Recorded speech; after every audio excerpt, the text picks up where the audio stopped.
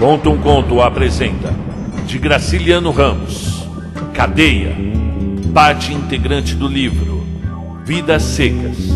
Narração Marcelo Fava. Fabiano tinha ido à feira da cidade comprar mantimentos. Precisava sal, farinha, feijão e rapaduras. Sinhá Vitória pedira, além disso, uma garrafa de querosene e um corte de chita vermelha. Mas o querosene de seu Inácio estava misturado com água e a chita da amostra era cara demais. Fabiano percorreu as lojas, escolhendo o pano, regateando um tostão incôvado, receoso de ser enganado. Andava irresoluto. Uma longa desconfiança dava-lhe gestos oblíquos. À tarde puxou o dinheiro, meio tentado, e logo se arrependeu, certo de que todos os caixeiros surtavam no preço e na medida. Amarrou as notas na ponta do lenço, meteu-as na algibeira, dirigiu-se à bodega de seu Inácio, onde guardara os picuás. Aí certificou-se novamente de que o querosene estava batizado e decidiu beber uma pinga, pois sentia calor. Seu Inácio trouxe a garrafa de aguardente. Fabiano virou o copo de um trago, cuspiu, limpou os beiços à manga, contraiu o rosto. Ia jurar que a cachaça tinha água. Por que seria que seu Inácio botava água em tudo? Perguntou mentalmente. Animou-se e interrogou o bodegueiro. Por que é que vós-missê bota água em tudo? Seu Inácio fingiu não ouvir. E Fabiano foi sentar-se à calçada, resolvido a conversar. O vocabulário dele era pequeno, mas em horas de comunicabilidade enriquecia-se com algumas expressões de seu Tomás da Bolandeira. Pobre do seu Tomás. Um homem tão direito sumir-se como um cambembe. Andar por este mundo de trouxa nas costas. Seu Tomás era pessoa de consideração e votava, quem diria? Nesse ponto, um soldado amarelo aproximou-se e bateu familiarmente no ombro de Fabiano. Como é que é, camarada? Vamos jogar um 31 lá dentro? Fabiano atentou na fada com respeito e gaguejou, procurando as palavras de seu Tomás da Bolandeira. Isto é, vamos e não vamos. Quer dizer, enfim, contanto, etc., conforme... Levantou-se e caminhou atrás do amarelo, que era a autoridade mandava. Fabiano sempre havia obedecido. Tinha muque e substância, mas pensava pouco, desejava pouco e obedecia. Atravessaram a bodega, a corredor, desembocaram numa sala onde vários tipos jogavam cartas em cima de uma esteira. Desafasta, ordenou a polícia. Aqui tem gente. Os jogadores apertaram-se. Os dois homens sentaram-se. O soldado amarelo pegou o baralho, mas com tanta infelicidade que em pouco tempo se enrascou. Fabiano encalacrou-se também. Sinhá Vitória ia danar-se. E com razão. Bem feito. Ergueu-se furioso, saiu da sala trombudo. Espera aí, paisano, gritou o amarelo. Fabiano, as orelhas ardendo, não se virou. Foi pedir ao seu Inácio os troços que ele havia guardado. Vestiu o gibão, passou as correias dos alforjes no ombro e ganhou a rua. Debaixo do jatobá do quadro, taramelou com Sinhá Rita louceira, sem se atrever a voltar para casa. Que desculpa iria apresentar a Sinhá Vitória? Forjava uma explicação difícil. Perdera o embrulho da fazenda, pagara na botica uma garrafada para Sinhá Rita louceira, atrapalhava-se, tinha imaginação fraca e não sabia mentir. Nas invenções com que pretendia justificar-se, a figura de Sinhá Rita aparecia sempre, e isto o desgostava. Arrumaria uma história sem ela. Diria que haviam furtado o cobre da chita, pois não era. Os parceiros o tinham pelado no 31, mas não devia mencionar o jogo. Contaria simplesmente que o lenço das notas ficara no bolso do gibão e levara sumiço. Falaria assim, Comprei os mantimentos, botei no gibão e os alforjes na bodega do seu Inácio. Encontrei um soldado amarelo. Não encontrara ninguém. Atrapalhara-se de novo. Sentia desejo de referir-se ao soldado, um conhecido velho, amigo de infância. A mulher se incharia com a notícia. Talvez não se inchasse. Era atilada, notaria a pabulagem. Pois estava acabado. O dinheiro fugira do bolso do gibão, na venda do seu Inácio. Natural. Repetia que era natural quando alguém lhe deu um empurrão. Atirou-o contra o Jatobá. A feira se desmanchava, escurecia. O homem da iluminação, trepando numa escada, acendia os lampiões. A estrela papaceia branqueou por cima da torre da igreja. O doutor juiz de direito foi brilhar na porta da farmácia. O cobrador da prefeitura passou cocheando, com talões de recibos debaixo do braço. A carroça de lixo rolou na praça, recolhendo cascas de frutas. Seu vigário saiu de casa e abriu o guarda-chuva por causa do sereno. Sinhá Rita Louceira retirou-se. Fabiano estremeceu. Chegaria na fazenda noite fechada. Entretido com o diabo do jogo, tonto de aguardente, deixara o tempo correr. E não levara o querosene. Ia-se alumiar durante a semana com pedaços de facheiro. Aprumou-se, disposto a viajar. Outro empurrão desequilibrou-o. Voltou-se e viu ali perto o soldado amarelo, que o desafiava. A cara enferrujada, uma ruga na testa. Mexeu-se para sacudir o chapéu de couro nas ventas do agressor. Com uma pancada certa do chapéu de couro, aquele tico de gente ia para o barro. Olhou as coisas e as pessoas em roda e moderou sua indignação. Na caatinga, ele, às vezes, cantava de galo, mas na rua encolhia-se. Você não tem o direito de provocar os que estão quietos. Desafasta, bradou a polícia. E insultou Fabiano, porque ele tinha deixado a bodega sem se despedir. Lorota, gaguejou o matuto. Eu tenho culpa de vós-mexer esbagaçar os seus possuídos no jogo? Engasgou-se. A autoridade rondou por ali um instante, desejosa de puxar questão. Não achando pretexto, avizinhou-se e plantou o salto da reiúna em cima da alpercata do vaqueiro.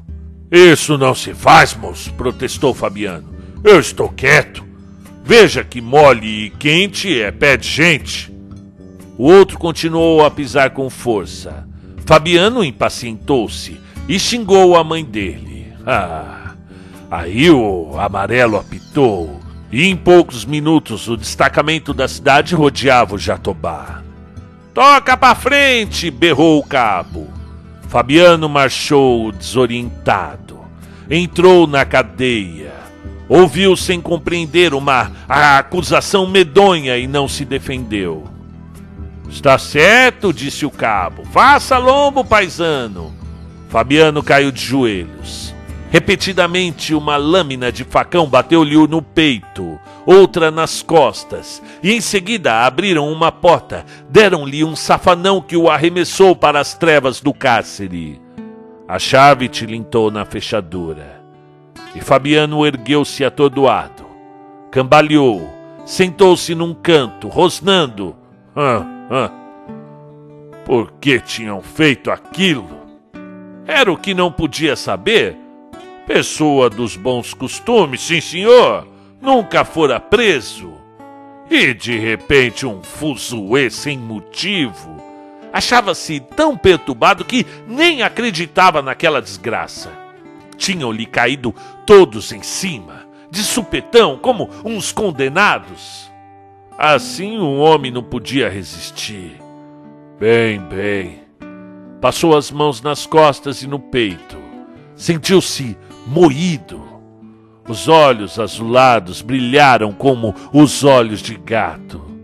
Tinham-no realmente surrado e prendido. Mas era um caso tão esquisito que em instantes depois balançava a cabeça, duvidando, apesar das machucaduras. Ora, o soldado amarelo. Sim, havia um amarelo. Criatura desgraçada que ele, Fabiano, desmancharia com um tabefe. Não tinha desmanchado por causa dos homens que mandavam. Cuspiu com desprezo. Safado, mofino, escarro de gente. Por amor de uma peste daquela, maltratava-se um pai de família. Pensou na mulher, nos filhos e na cachorrinha. Engatinhando, procurou os alforjes que haviam caído no chão. Certificou-se de que os objetos comprados na feira estavam todos ali. Podia ter se perdido alguma coisa na confusão.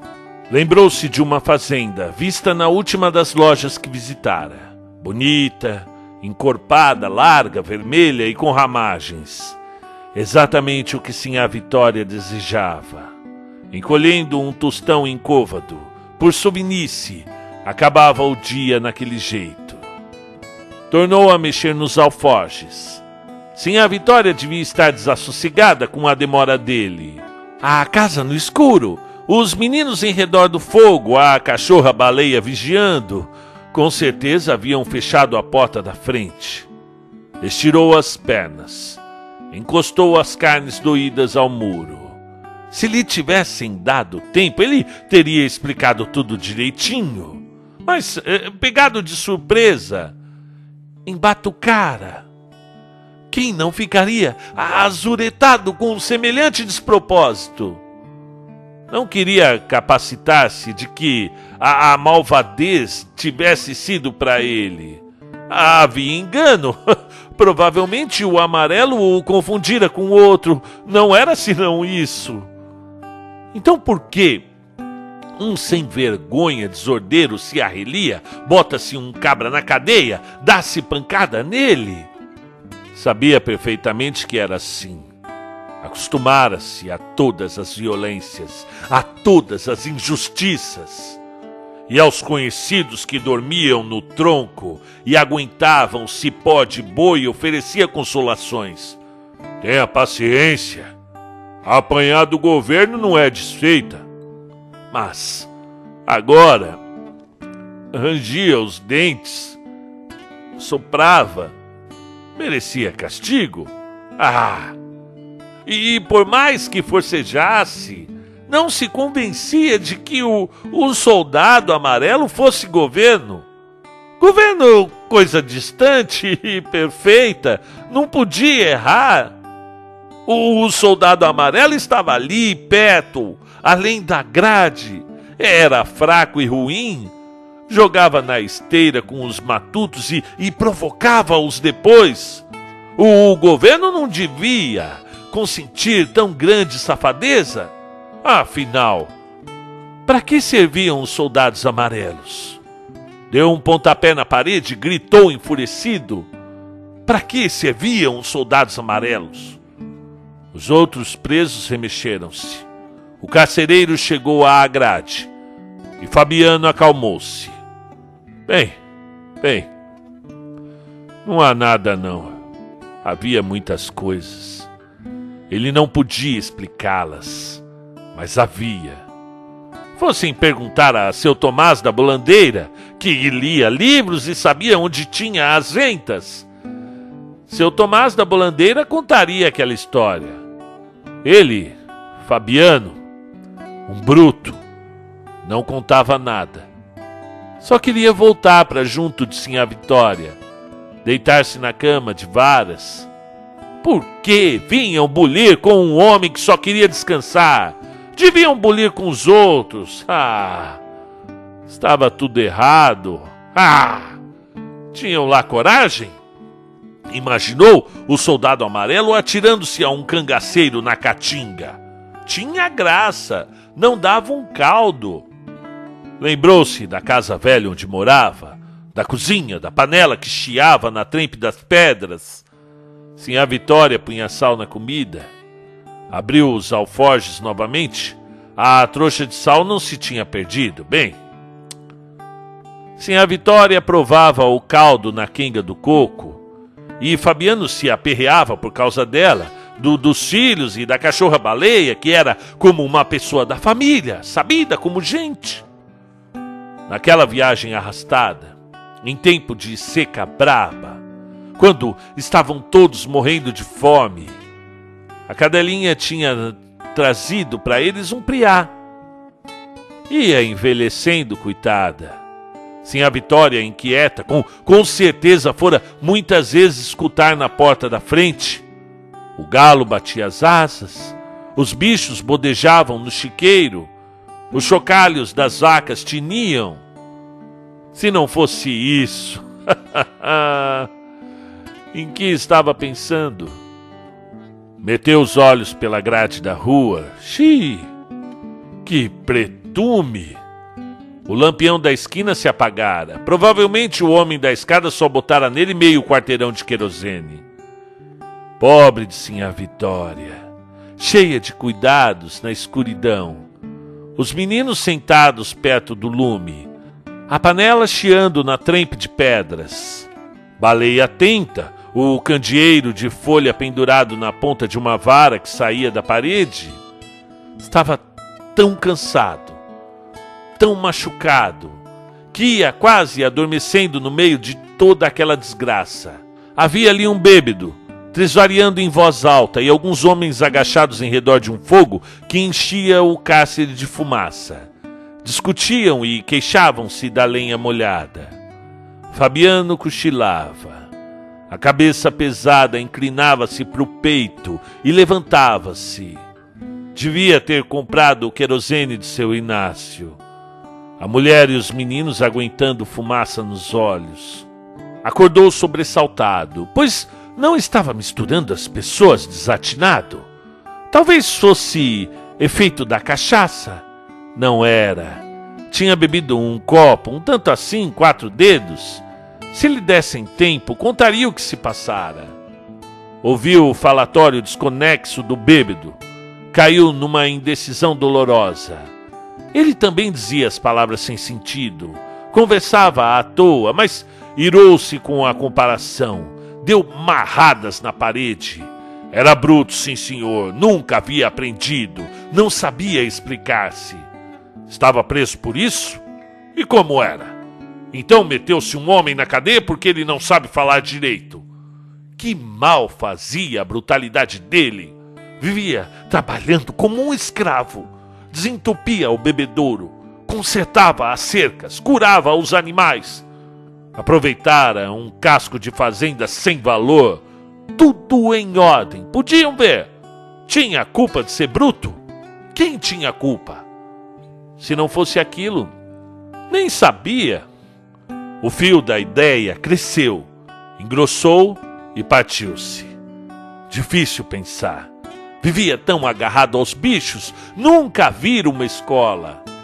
Por isso não conseguia defender-se. Botar as coisas nos seus lugares.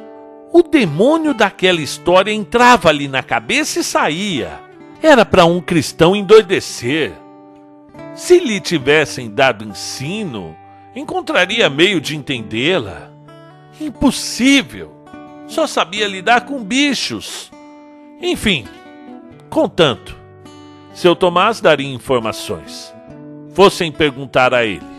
Homem bom, seu Tomás da Bolandeira. Homem aprendido. Cada qual como Deus o fez.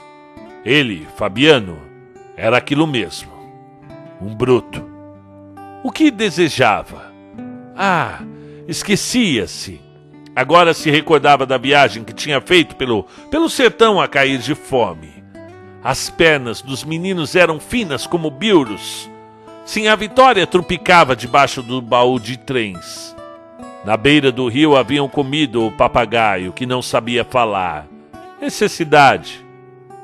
Fabiano também não sabia falar. Às vezes largava nomes arrevesados, por embromação. Via perfeitamente que tudo era besteira. Não podia arrumar o que tinha no interior. Se pudesse, atacaria os soldados amarelos que espancam criaturas inofensivas. Bateu na cabeça, apertou-a. Que faziam aqueles sujeitos acocorados em torno do fogo? que dizia aquele bêbado que se esgoelava como um doido, gastando fôlego à toa? Sentiu vontade de gritar, de anunciar muito alto que eles não prestavam para nada. Ouviu uma voz fina. Alguém no xadrez das mulheres chorava e arrenegava as pulgas. Rapariga da vida, certamente de porta aberta. Essa também não prestava para nada. Fabiano queria berrar para a cidade inteira, afirmar ao doutor juiz de direito, ao delegado, ao seu vigário e aos cobradores da prefeitura que ali dentro ninguém prestava para nada. Ele, os homens acocorados, o bêbado, a mulher das pulgas, tudo era uma lástima.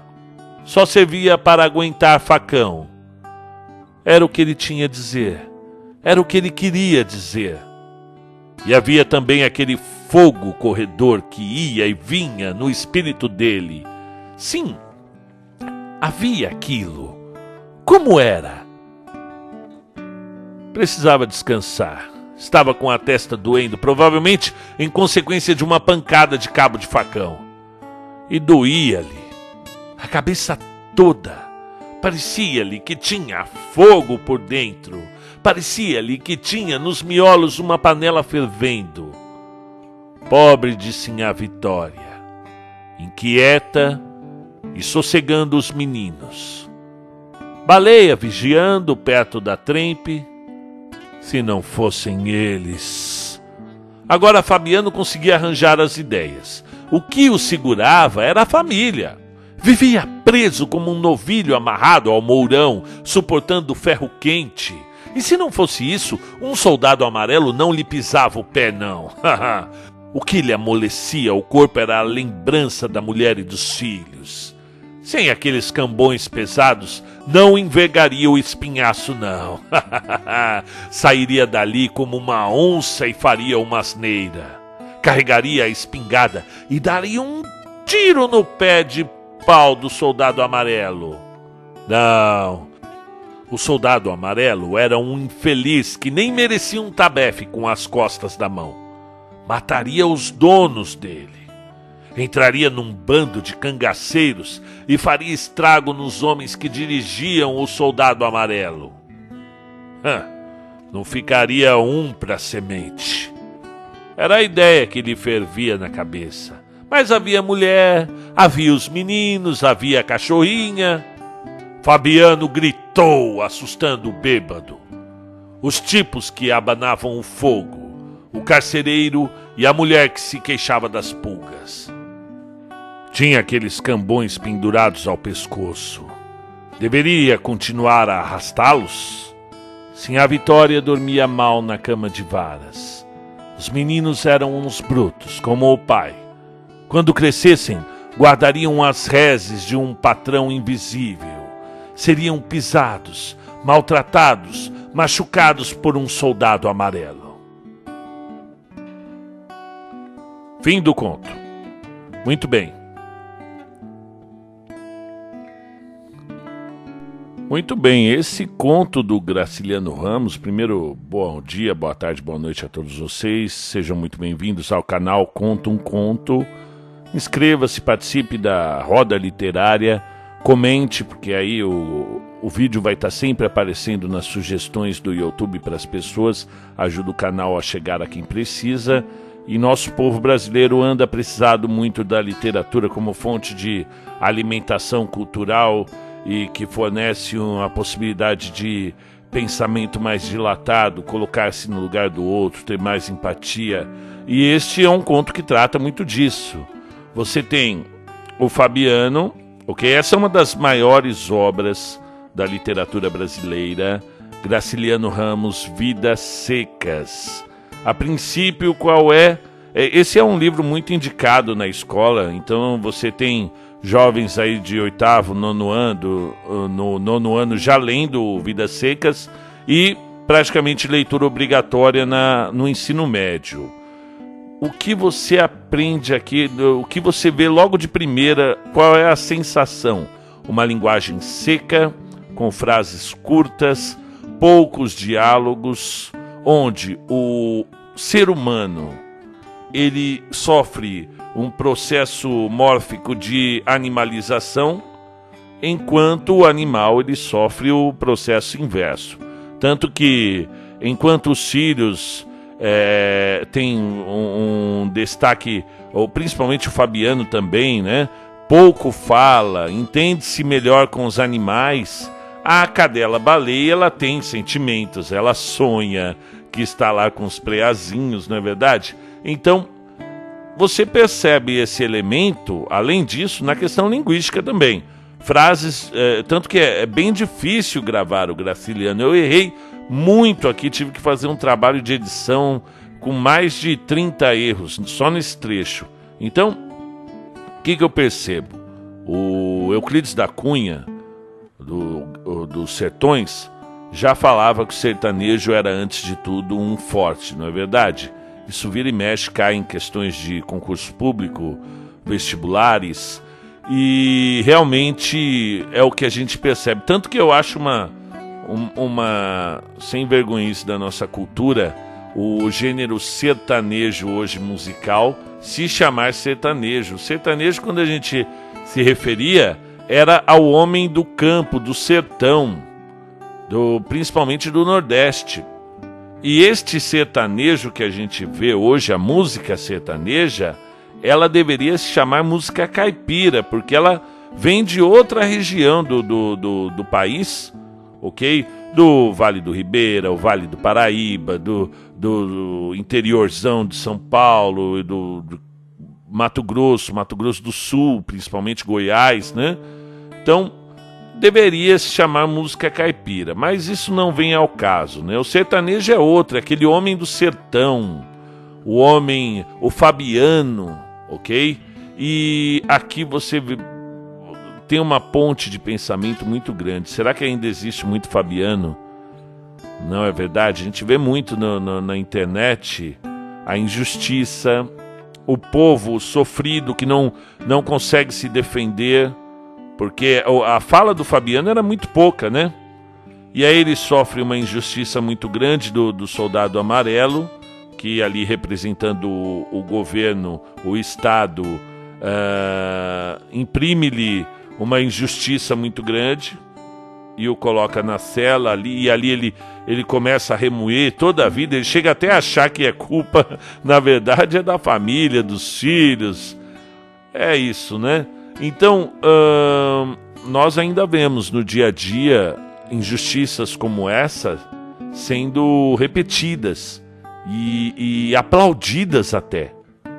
Será que se o Fabiano estivesse ali no Jatobá com o soldado amarelo começasse a bater nele, quantos de vocês, assistindo o vídeo na sua casa, iria se condoer com o Fabiano, iria se colocar no lugar dele, ou iria aplaudir o soldado amarelo? A par disso, tem alguns trechos aqui que vale a pena falar. O fio da ideia, como é que ele diz aqui? Cresceu, engrossou e partiu-se, não é verdade? É um trecho que sempre cai em vestibulares, viu, pessoal? Ligado à figura de linguagem. E qual é a figura de linguagem? É metáfora, é metonímia, é catacrese, é perífrase, é eufemismo? Não, é gradação. O fio da ideia cresceu, engrossou e partiu-se. Vai numa escalada para um ápice. Então é interessante a gente sempre se dar conta desse elemento linguístico também, que é tão rico no graciliano. Ele é da segunda fase do modernismo.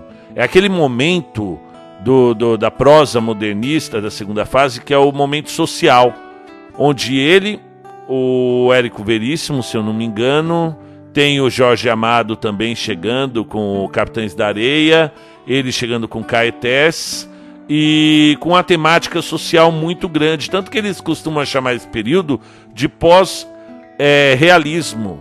Só que tem uma diferença muito grande do realismo e do naturalismo do século anterior, que abordava também a miséria humana. Você tem o cortiço, mas nesse período anterior, O narrador e o autor, né, porque às vezes o autor é um, a voz é uma voz, o eu lírico é diferente, mas a voz do autor aqui não se envolve emocionalmente. Se você for pegar o Cortiço, por exemplo, ele narra trazendo a miséria humana como se fosse uma patologia, como se fosse uma doença, ok? E ele não se envolve, é uma narração fria e distante, ok? Ao passo que no Vidas Secas, percebe a linha de pensamento do Fabiano, né? Como é que pode acontecer isso? Poxa vida, eu só fui ali comprar uma coisinha e de repente eu tô vítima de uma injustiça. Então o autor aqui, ele toma parte, ele escolhe um lado. Tanto que esse pensamento do Graciliano Ramos o levou para a cadeia. Ele era, a princípio, prefeito de uma pequena cidade ali. Eu acho que o Graciliano é alagoense, né? Ele vai para Maceió depois, publica o Caetés em 1933, e aí, um pouco depois, ele é preso pelo governo Getúlio Vargas. Então, logo quando ele estava para lançar o outro livro dele, o Angústia,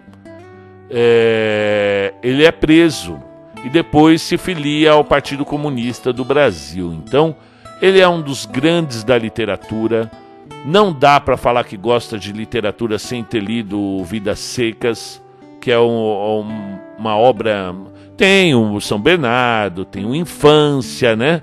Que eu lia quando era menino ainda, quando eu estava no ensino médio, eu tinha o Infância do lado da minha cama ali, lia de vez em quando. Tem as Memórias do Cárcere, de 53, que conta também esse período que ele esteve preso, mas a história da Sinhá Vitória, do Fabiano, das crianças, da baleia, do papagaio é base, né? É o mínimo. Não dá para você entrar em nenhuma faculdade sem ter lido, segundo o que as próprias universidades colocam, né? A leitura obrigatória de vestibular. Vira e mexe, Vidas Secas entra e sai dessa lista, né? Vidas Secas, Memórias Póstumas, Iracema, são aqueles livros que... Ai, professor, mas é chato. Não, isso é o máximo que nós temos.